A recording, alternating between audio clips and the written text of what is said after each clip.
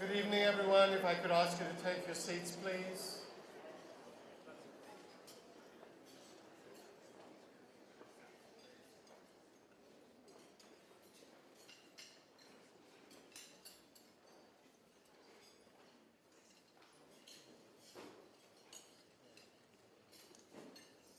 Good evening to all of you, to tonight's honoree, Bob King, his wife, Dottie,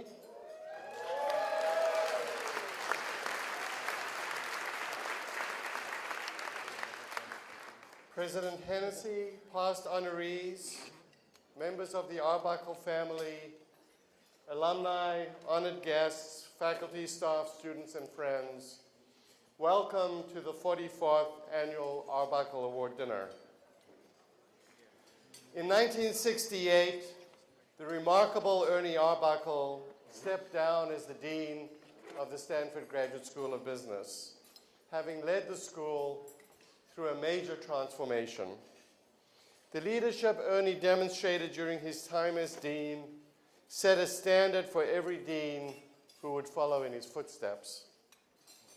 Ernie's key contribution was to demonstrate that a business school rooted in the disciplines of the social sciences could bring a rigor to the study and teaching of management that had been previously lacking in business education.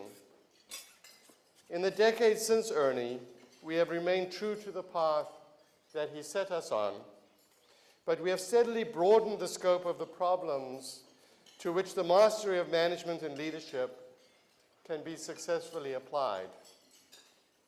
We believe that the biggest problems in the world, problems of healthcare, of education, clean water and energy, global health, and yes, global poverty, are at their core business, leadership, and management challenges.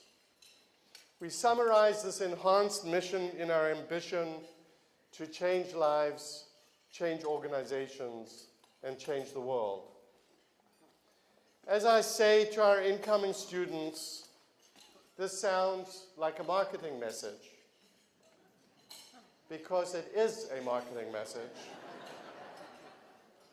But it is so much more. It is a mantra that we try to live up to every day. When the dean of the school has a license plate that reads Change 3, you know we really believe in educating change agents who can make a meaningful difference in the world. Talking about change agents who can make a meaningful difference in the world brings me to tonight's recipient, Bob King, and his wonderful wife, Dottie. Bob and Dottie have been successful investors, but none of their investments has been more impactful than the investments that they have made in the education of generations of GSB students through fellowships that they have provided. The many fellowship recipients who are here tonight, I know appreciate the generosity of all of the donors, many seated at your own tables, who have helped to make your education possible. Bob and Dottie have bonded with their fellowship recipients and have been taken by them to visit their home countries and families. In at least one case that I'm aware of, Bob escorted the fellowship recipient bride down the aisle at her wedding. Through these travels, Bob and Dottie came face to face with the reality of wealth disparity across the globe, and a few years ago they approached us with a seemingly simple desire. Life had been good to them, and they wanted to use some of their good fortune to help those living in dire poverty around the globe. Out of that simple, pure, good-hearted, and ambitious sentiment, SEED, the Stanford Institute for Innovation in Developing Economies, was born. SEED seeks to make a meaningful difference in the lives of those in poverty by helping the founders and managers of high-growth potential companies in developing economies to scale. By scaling their businesses, they can create the jobs and provide the resources to help their communities.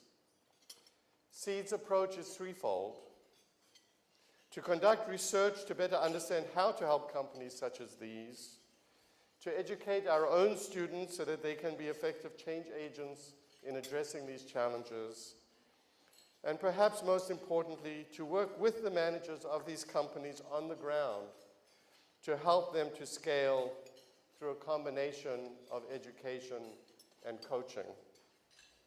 It is a novel approach, one that challenges all of Stanford to harness the innovative DNA of this great university to address one of the most vexing, long-standing social injustices of our day. It is fitting, therefore, that we come together to honor Bob King as he joins an illustrious list of those who have received the Arbuckle Award for their outstanding contributions to the GSB and to society. Now I invite you to enjoy your salads in the company of great family and friends while we show a short video about the launch of SEED, and we'll pick the program up again when dessert is served. Thank you.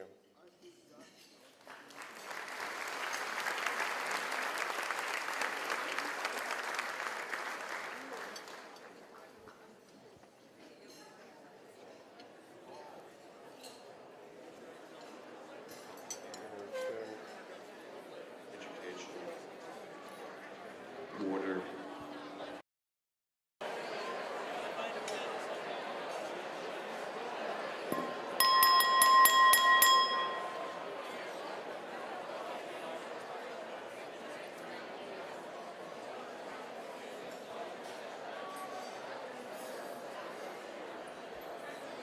Guests, I hope you will continue to enjoy your dessert while I give some perspective about the Arbuckle Award and recognize a few past recipients. Each year, the Arbuckle Award honors a Stanford Graduate School of Business alumna, or an individual closely connected with the school for their lifelong achievement in the areas of management, leadership, and community service. It is appropriate that Ernie was the first recipient, and I'd like at this point to ask representatives of the Arbuckle family who are here this evening to stand and be recognized.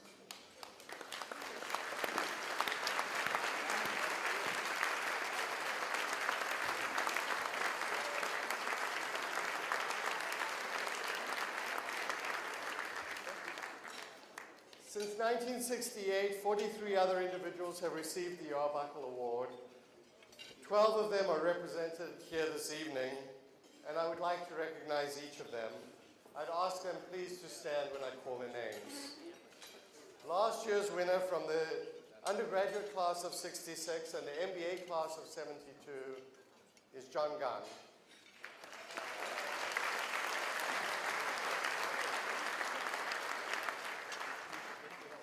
In 2012, the awardee was a GSB triple degree holder, Sloan 66, MBA 67, and PhD 70, Bob Joss.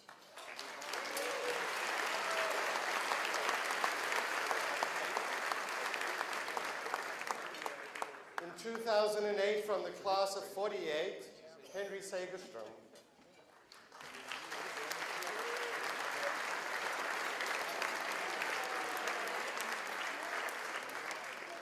In 2002, the winner came from the great class of 68, John Scully.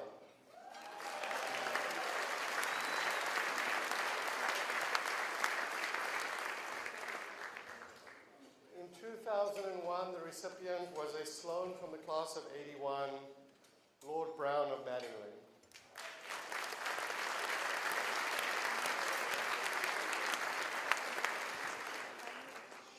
In 1999, an MBA 78, Rebecca Morgan.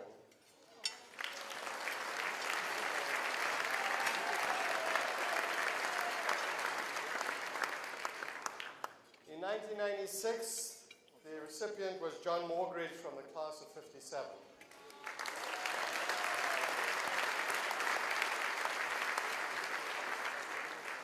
In 1989, from the class of 64, John Lilly.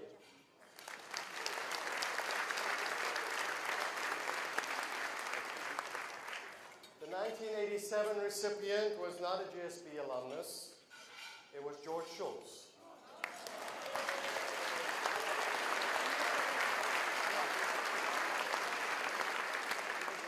Rather than a degree year, George prefers to go simply as Marine. In 1985, Donald Peterson from the class of 49 was the recipient.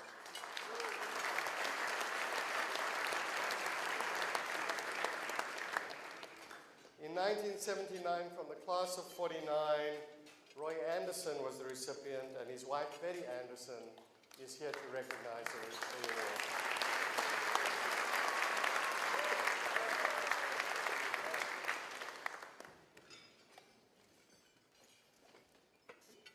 Finally, last but certainly not least, from the class of 1975, a man who celebrated his 98th birthday 2 days ago, our former dean, the incomparable R.J. Miller.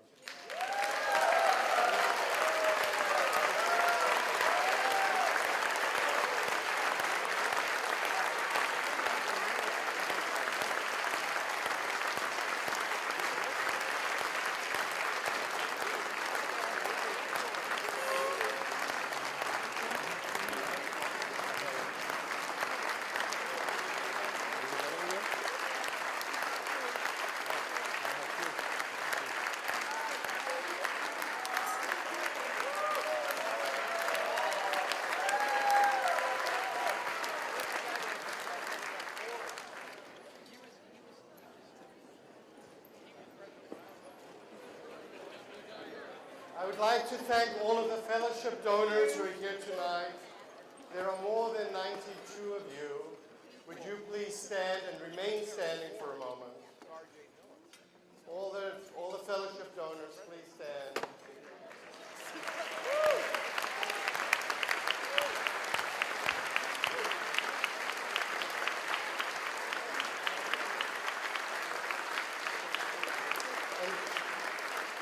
Remain standing while I ask the fellowship recipients in attendance tonight to join you by standing. There are 90 of them here this evening.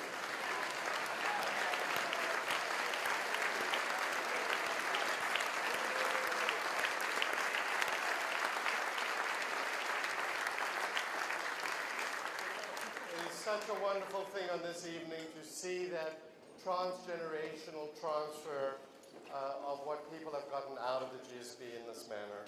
Thank you all. Ladies and gentlemen, it's a tradition at the GSB each year for the Arbuckle Award to be introduced by a person who has a special connection to the honoree. Tonight, I'm pleased to welcome Rico Rosales to do the honors.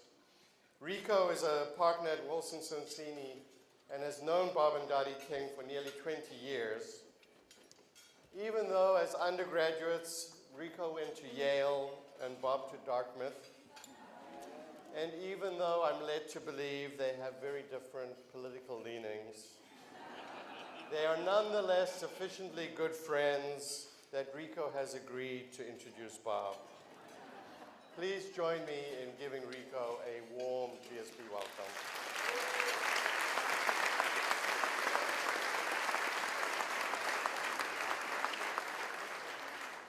Thank you, Dean Saloner. Good evening, everybody. It's a pleasure to be here and a real distinct honor for me to introduce Bob King as this year's Arbuckle Award recipient. I confess that it is a little odd for me to be presenting Bob at a GSB function because it was the GSB that brought my wife and I to California in 1988. She was the GSBer, and as they said at the time, I was the biz partner. In any event, honestly, all you need to know about Bob King is that his fantastic wife and soulmate, Dottie, decided over 50 years ago to make an investment in that guy. And Dottie's a good stock picker, and she says today he still has a lot of room for growth.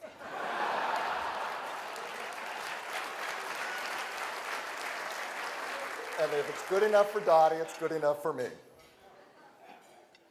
Although some people mistakenly think Bob is from the barrio of East LA, such as I am, he actually grew up in Massachusetts, and he's a true New Englander. He spent his summers in his beloved Kennebunkport, Maine, where Dottie and Bob still spend their summers, surrounded by family and friends from around the country and around the world. Among Bob's notable summer jobs that he had in Kennebunkport growing up was that of a good humor man. A lot of you may not be old enough to remember that, but those were those guys that drove around in their white uniform and basically stole all the allowances from those smiling little kids, right? Bob is a 1957 graduate of Dartmouth and showed up here on the farm in a month before I was born, in 1958. For those of you that were around at the time, Bob and Dottie lived in an area called the Whiskey Gulch. Now it's a really fancy area called the University Circle, where the Four Seasons Hotel is. But after graduating from the GSB in 1960, Bob and Dottie moved to New York, where he began his investment career at Shearson. Bob was such a hotshot coming out of business school that they offered him $5,000 for his first year's salary. Not content, he tried to negotiate it up. He successfully did so, getting it all the way up to $5,200. That's where Shearson drew the line, because they were paying $5,200 to the top graduate out of Harvard Business School and said, sorry, we can't pay you any more than that. Anyway, Bob and Dottie moved back to California in 1960. Moved back to Menlo Park about a year later, young, in love, having a toddler, financially stretched. Bob likes to tell the story about that time when it was payday and he had to get up to the city to pick up his paycheck. But they didn't have enough money for the train fare. So Bob and Dottie were looking around the apartment for all the change they could come up with so that he could actually get on the train to get up to the city to get that paycheck they needed so much. So Bob and Dottie have lived in their same house in Menlo Park for 50 years. Same house, same wife, over 50 years. Wow.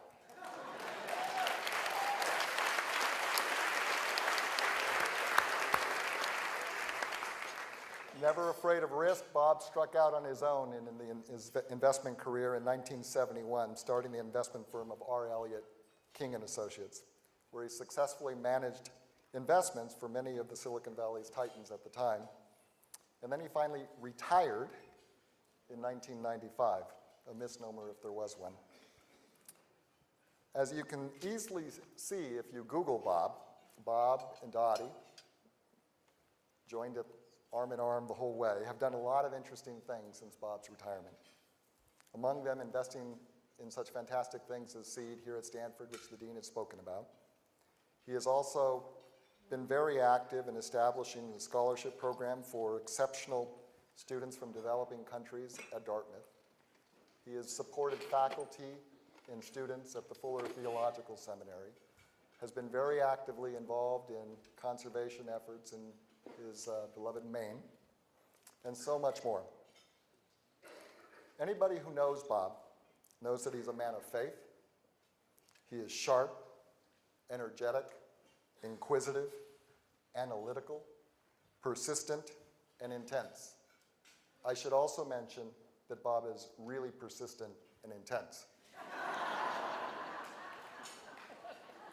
Bob loves to ask tough questions. It's okay if you don't know the answer, but he wants to make sure that you're at least thinking about the question. He loves leverage, he loves growth, and he wants people to be thinking about that in whatever endeavor he gets involved in. In addition, however, Bob is also funny. He's fun-loving, caring, warm, compassionate, and generous. He and Dottie have hosted scores of international students here at Stanford over the years in their cottage in their Menlo Park home. And they have mentored these students, and as the dean mentioned earlier, are still connected with most of them in one form or another. Bob, Dottie, and the King family founded what has become the Thrive Foundation for Youth, an organization that has the mission of guiding disadvantaged youth to reach their full potential by strengthening the presence and impact of adults in their lives. Bob and Dottie have actually made a big bet on this organization, but I think it's important to note it because it actually shows where Bob and Dottie's hearts are, in the youth, the next generation, and in people generally. At Thrive, I've had the pleasure of seeing Bob bring all of those qualities that I mentioned earlier to the table around board meetings and various other functions, and it's been a real delight to see. But for those of us in the room that know Bob well, Bob is not a resume. He is a loving and devoted husband, dad, grandparent. He's a supporter, encourager, cheerleader, a fun golf partner, and I think that in his better moments, he's a wannabe Democrat. For me personally, Bob has been my walking buddy for nearly 10 years. He's my closest friend, he's my confidant, and he's my mentor. So as I asked Bob to come up, Bob, your friends, your family, and the Stanford community that is gathered here tonight is proud of you and congratulate you on being this year's Arbuckle Award recipient.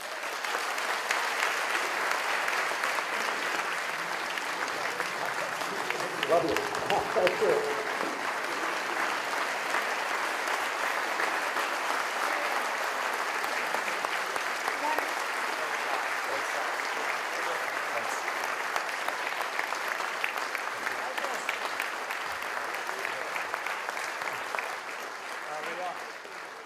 I just hope everybody in this room has a friend like I have with Rico.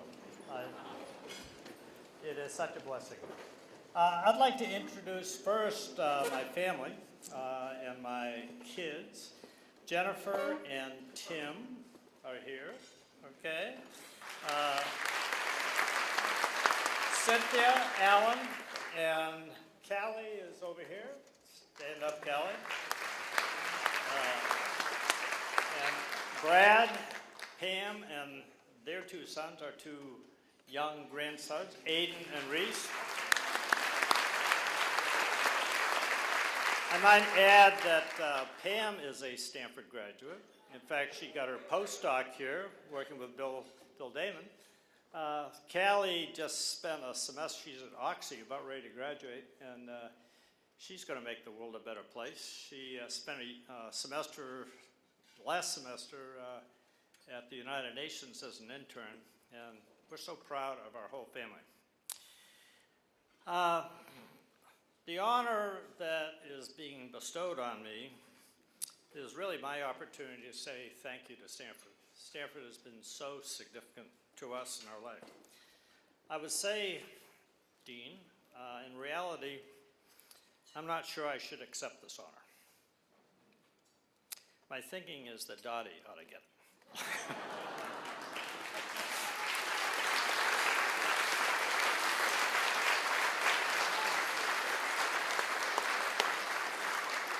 As Rico said, we've been married 55 plus years. Well, in June will be 56.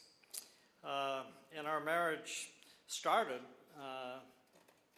in 58. We came out here, and the dean that came in maybe a month after we showed up was Ernie Arbuckle.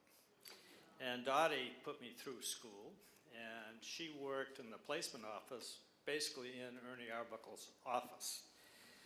And as far as I'm concerned, his deanship, Ernie Arbuckle's deanship, was really the inflection point where Stanford really started to rise, whereas today it is number one.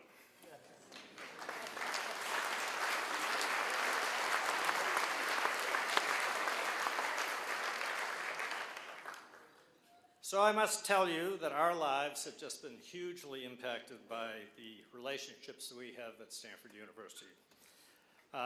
Today, I'd like to thank John Hennessy, and I'd like to thank Dean Garceloner as they continue to make this place an amazing global leader.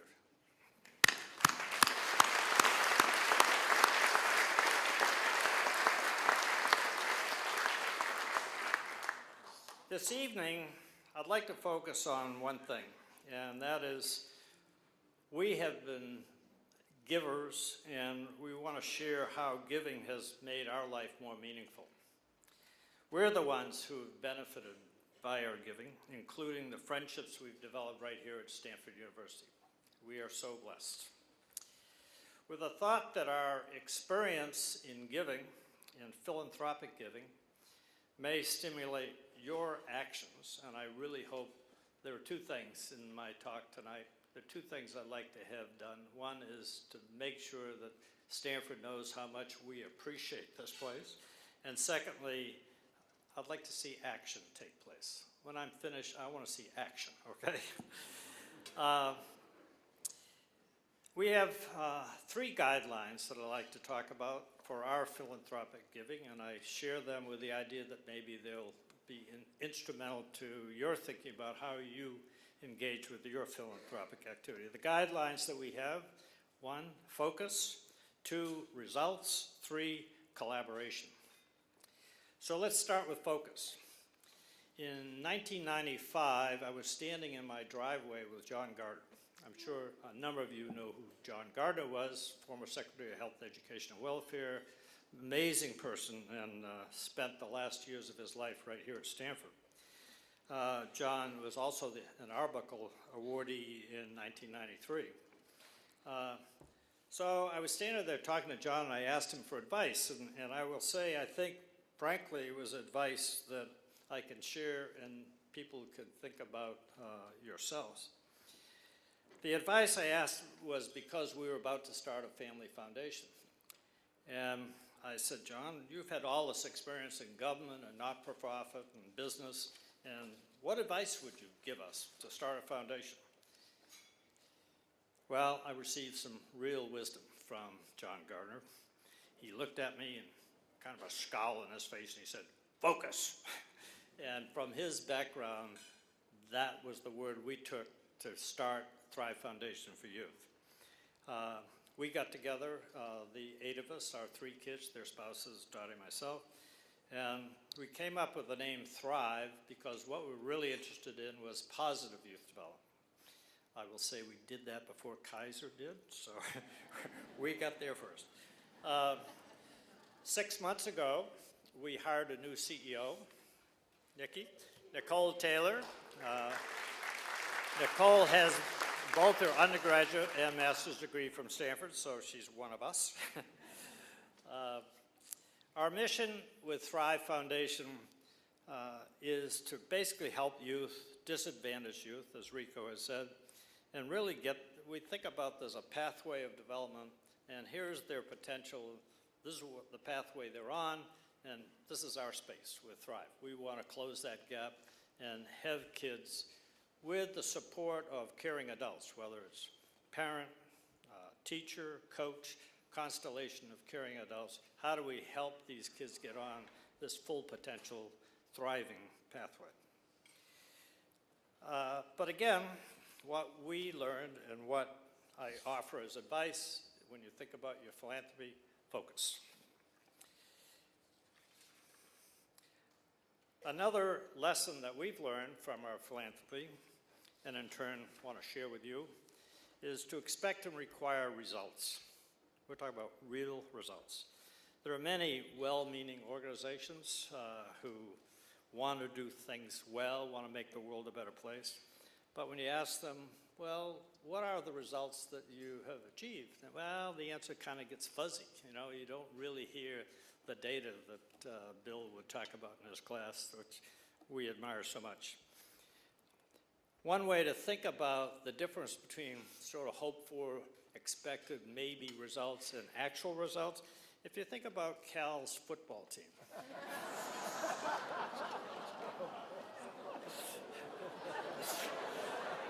Janet, I'm sorry, Janet.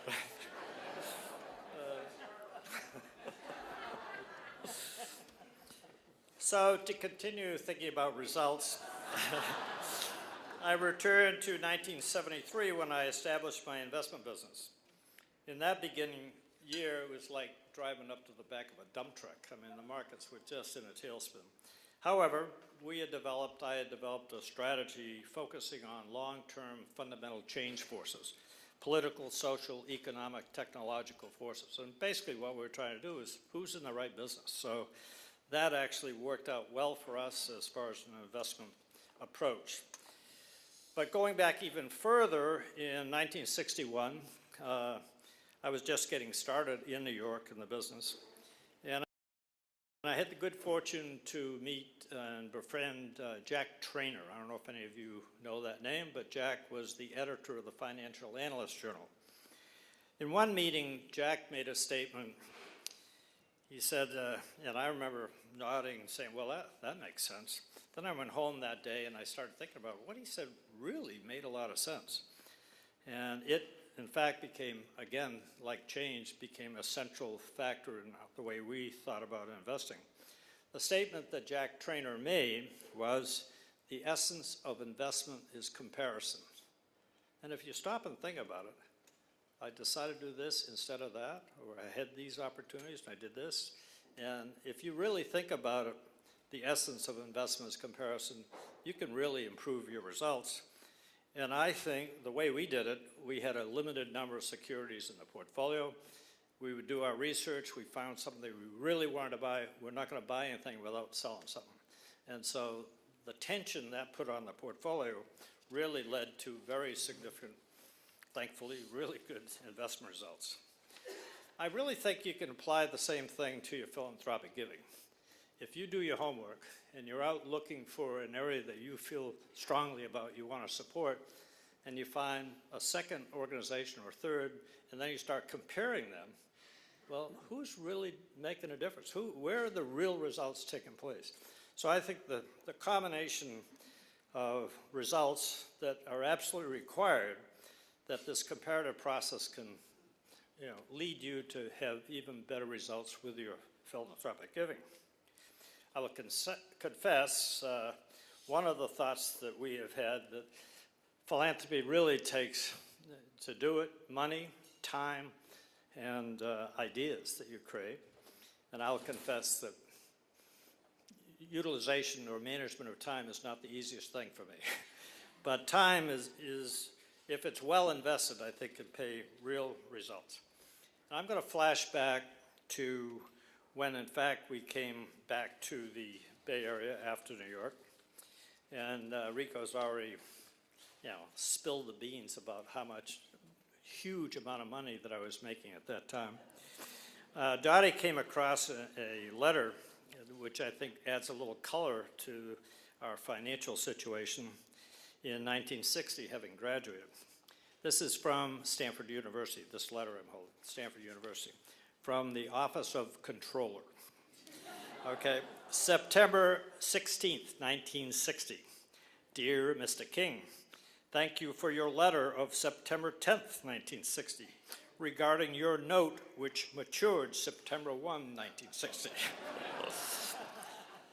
Your number 2 plan to repay your note with $25 plus interest monthly is very satisfactory. Interest to January 1st, 1961 will be $3.33.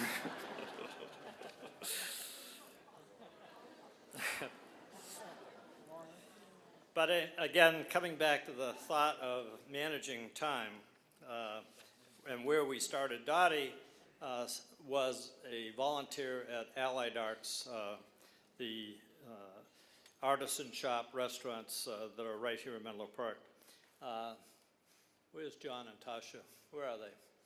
Thanks, John and Tasha, for their amazing support of Allied Arts. It's been terrific. This past summer, now I'm going to jump ahead to real recent time, we got introduced to a couple, and they needed a place to stay. And the reason they needed a place to stay is they had a baby just delivered at Lucille Packard Children's Hospital here. Again, Allied Arts was set up, organized to support the hospital.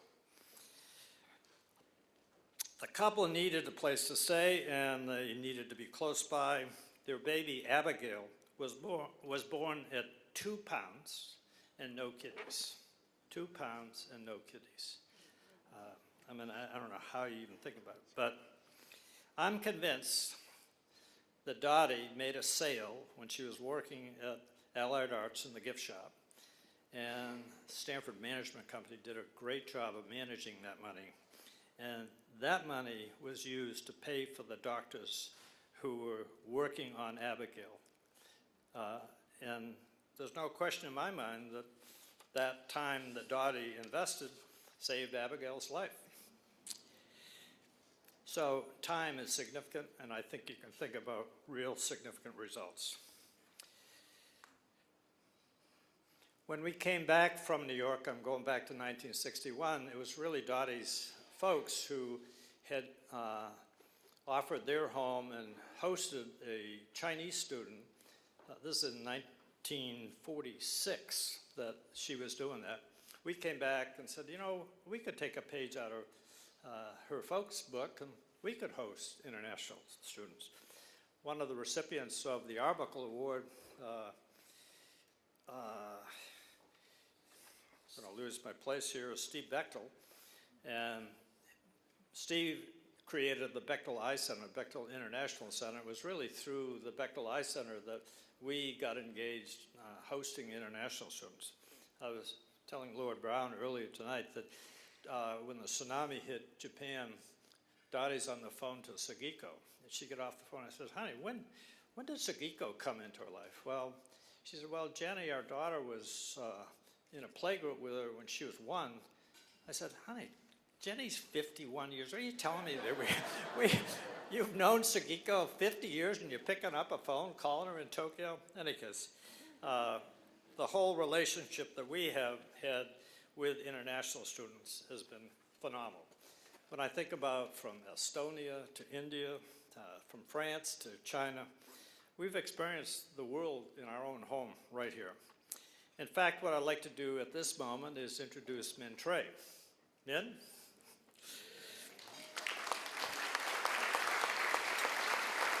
21 years ago, Min came into our life. Min was the 23rd generation to be born in his village in Shandong province. Anybody else can trace their heritage back 23? In any case, he came to get a PhD in molecular biology at Stanford. And if you had visited his home like we had, I mean, it is out in the boondocks and dirt floors. And God bless Min, who has gone on to do wonderful things with his career. A second person I'd like to introduce is Andrietta Maforo. Andrietta?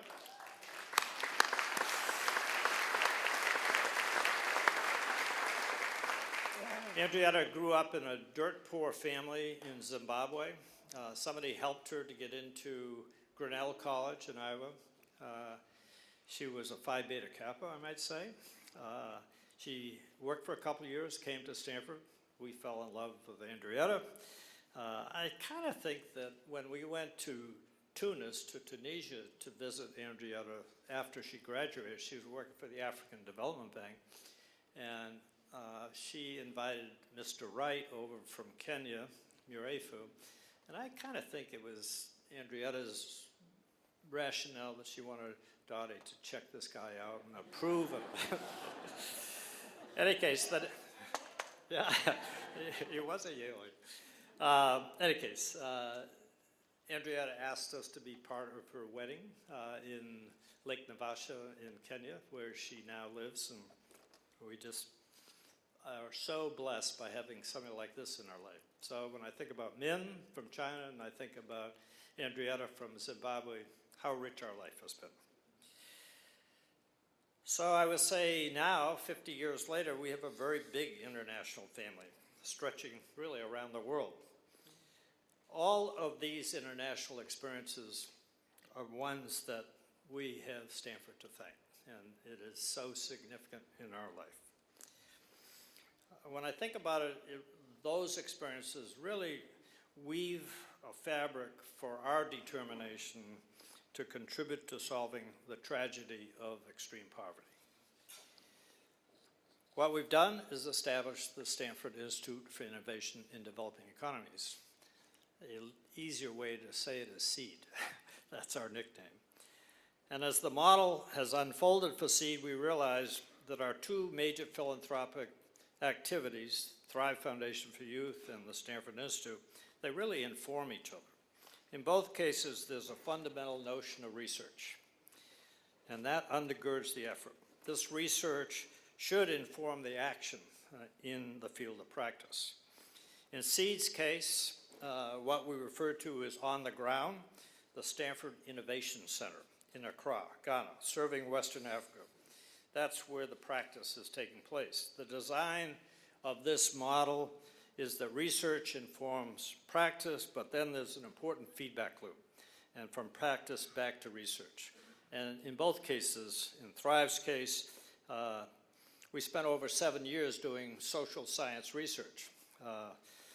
Bill Damon, thank you, Bill, who is with us this evening, the director of the Stanford Center for Adolescence, was very much significant part of this activity of doing social science research. How do we think about thriving for a young person? And his development, Bill's development, when he came up with the notion of purpose, has become very significant in terms of one of our indicators of thriving. So as I continue to think about collaboration, which is really significant as a key element of success in philanthropy, I would like to share the saying that Garth has already used, which is significant to us, and that is walking together, walking far. Walking together, walking far. And for us, that, which is a well-used African saying, it really underscores the notion of collaboration. How you can do things together and go farther. So as I stand here tonight saying thank you to Stanford, I note that by teaming up with Stanford, we could do something we never could have done on our own. 2.5 years ago, we decided we want to do something meaningful about this issue of extreme poverty. We concluded that 1 billion people living on $1 and change per day, just plain wrong. It's just wrong. And when you think about today's technology, the internet, cell phones, this world has shrunk and continues to shrink. And the question of who is your neighbor, that's changed. As a point of reference, I was reminded the other day when I was telling a friend that Dottie and I in 1958 were to be married in Wisconsin with plans to come to Stanford. My dad, my father, was asked the question back then in 1958 whether he, from Boston, had ever been west before. He promptly said, "Oh yes, I've been to Cincinnati." Today we don't think twice of picking up the phone, talking to somebody in Nairobi or in Beijing. So when you think about the question, who is your neighbor, who is it that you're called to love? Our neighbors are around the world. Several years ago, we had the good fortune of getting to know Jim Kim. Jim was president of Dartmouth College. Jim's been to our home. We got really connected with him. Now, as most of you know, he's the president of the World Bank. That relationship back then was a catalyst to our thinking, well, what do we do? How can we do something that's significant as far as this issue of extreme poverty? And we think, well, maybe we could do it in a college. Fred Remus, who's a good friend here. Where are you, Fred? Over here. Fred and I have known each other since business school days. Fred had introduced me to Mark Wolfson, who's right here. This is after we had gotten to know each other well. Mark and I had gotten to know each other well. I was by his office. We were in conversation. I'm telling him what Dottie and I are thinking about doing and how do we really approach this issue of extreme poverty. And he pulled out a book written by Mike Spence that he had done this work for the World Bank. And then we started thinking more deeply about this issue and really, who did we want to walk with so that by walking together we could walk far. And then it became so obvious it was Stanford University. That's who we wanted to walk with. So we then turned to our friend Bill Meehan. Bill, thank you. And in a discussion with Garth Saloner, we found our Dean, Garth, very responsive to our ideas, focusing on the business school. At that time, the notion was a center within the business school. And at a critical point, Garth is making a presentation to the President's Council, or whatever you call it. And that included the deans of the medical school, the engineering school, the law school, and they all said, no, we want in on this too. And so at that point, it went from a center in the business school to an institute university-wide, and now known as the Stanford Institute for Innovation, Developing Economies. So the next step was Bill introduced us to Kim Yonker. Where are you, Kim? Right over here. Kim was working at that point with Bethany Coates. Are you over there, Bethany? Bethany was Dean Saloner's right hand, and they started working on the business plan. Together, they drew up the first business plan, and I will say there was version 1.0 and 2.0 and 3.0, and I'm not sure we're through. I think there's another version of the business plan yet to come. So in August of 2012, we had an executive search to find our executive director for the Stanford Institute. And Trelance Addy, from this search, agreed to be SEED's executive director. And I feel like we struck gold. Oh my, did we strike gold. Trelance, where are you? Will you stand up with your wife? Where is your wife? Oh, hang on. This is Trelance Addy and his wonderful wife, Jo Addy. Trelance was born in Ghana. He got his undergraduate degree from Swarthmore College. He went on to get a master's, then a PhD at the University of Massachusetts in Amherst in chemical engineering. Trelance has 14 patents to his name. Trelance worked for Johnson & Johnson 20 years. Does he understand business? Absolutely. On his heart, does he want to take this job of solving the issue of extreme poverty? Absolutely. We are so blessed. And he's a humble person, I will say, but he's a get-the-job-done kind of guy. He just puts it in gear. Less than 10 months, we opened our first Stanford Innovation Center in Accra, Ghana. This center in Western Africa, including Ghana, Nigeria, Cote d'Ivoire, Senegal, is really serving Western Africa. What we envision this year is going on and opening a second Stanford Innovation Center, which will be in Eastern Africa, serving Eastern Africa, probably in Henrietta's hometown of Nairobi. The plan subsequently is to open additional innovation centers under the SEED umbrella in Southeast Asia, in South Africa, Latin America. And part of the vision is that there'll be a connection among these centers that shared information. It won't be just a north-south, but there's a south-south connection of people that are dealing with these issues and where we can be informed both ways. Dottie and I were in Accra in July for the opening. The first cohort, we had 29 businesses in the first cohort. And they range from vegetable growing to software engineering.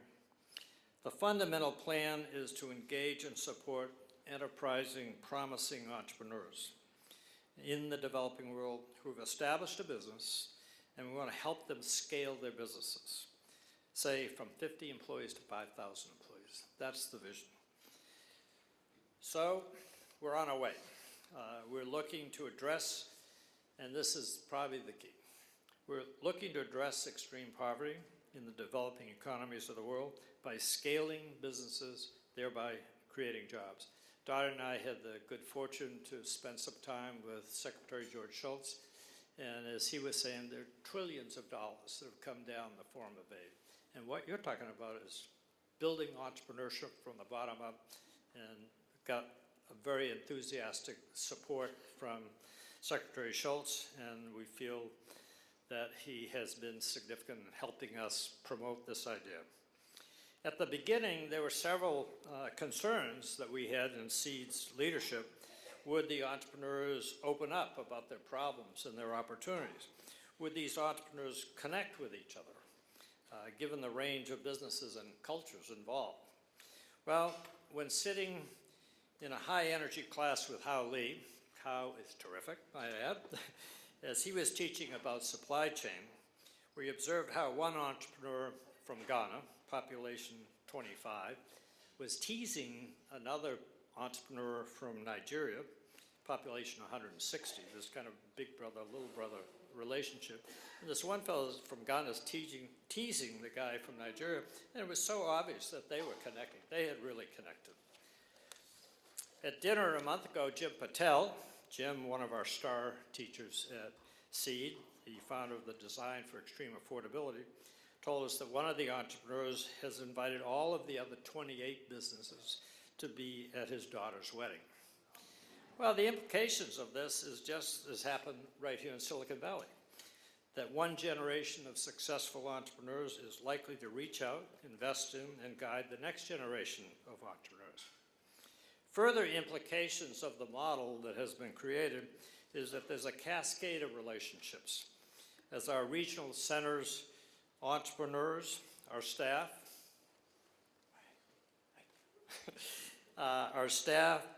faculty, students, Stanford alumni coaches, let others know how they can be involved in making SEED a life-changing experience. Some people seem very dubious that successful Stanford MBA graduates, alums, would take 6 or 9 months out of their life to give back in this way, being coaches to a half a dozen entrepreneurs in the developing world. But should you ask Jan, Ed, Clinton, Bill, Kweku, you will catch their enthusiasm this coaching opportunity has meant to them. It's amazing. To me, this is just, no way would Dottie and I have been able to think about this ahead of time.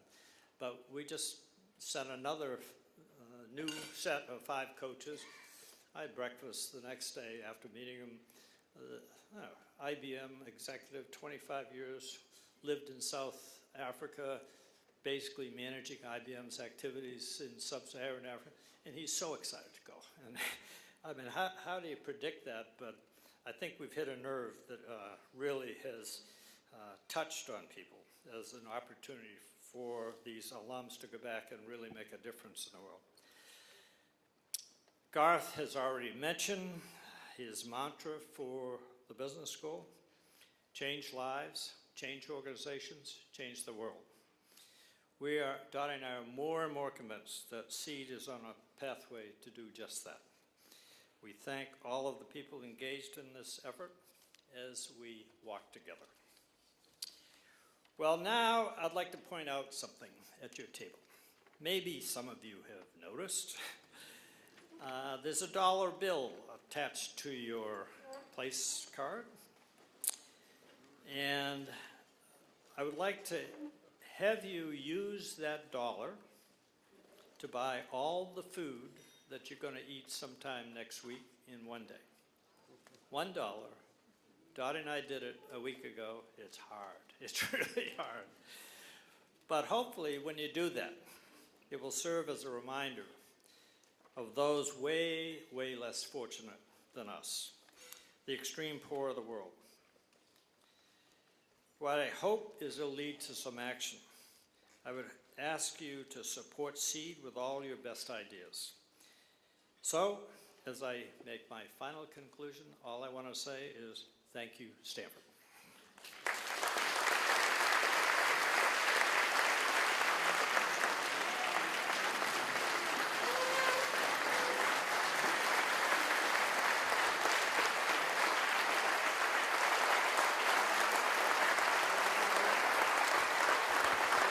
Together.